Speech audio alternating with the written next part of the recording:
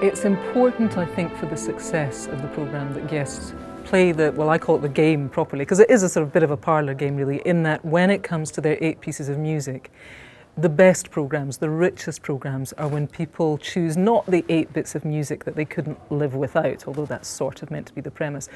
I think Roy Plumley envisaged the programme as a real sort of open book on people's lives. You choose the music that reminds you of really significant moments in your life, and it might be the moment when you found out that you didn't get into university, or it might be the music that was playing in the car as you drove your wife who was in labour to the hospital to have your first child, or it might be the first time that you really danced without caring. You know, if you have a piece of music that can take you back to a moment that somehow illuminates who you are, then that's when the programme works best. And when people play the game properly, we get 8 of those tracks that tell us, give us little intimate windows on what it's been like to live their life. And I think that's when you really get a terrific programme.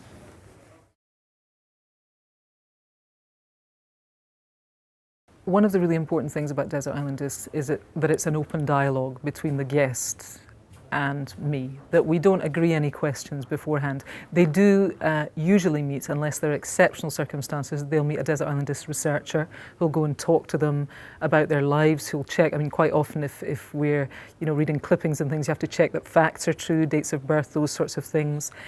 But questions are never ever agreed, which I think probably makes us quite unusual these days, in that there are no areas that are out of bounds, although obviously the premise of the programme is it's a celebration of somebody's life. We're not there to pick them to pieces, but I do sometimes have to take a deep breath before I ask the tricky questions.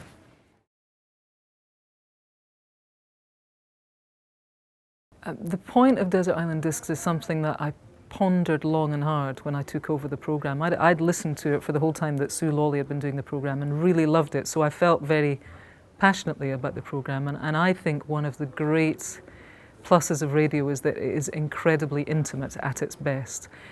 And obviously the people that I'm meeting, our castaways, come from really the upper echelons of all their areas of achievement. So it's wonderful to be able to have that one-to-one time with them. And I think when I started the programme, and still what I hold very close to my heart, is the idea that I want the listener to be part of a sort of triangulated conversation. There's the castaway, there I am, and there's the listener. And I want the listener to feel as much as is humanly possible that they are sitting around the table, and that when the programme finishes, they've come as close as they could come to meeting the person without actually meeting them. I think if you can feel that you've given a real rounded impression of what that person is like, then I've done my job.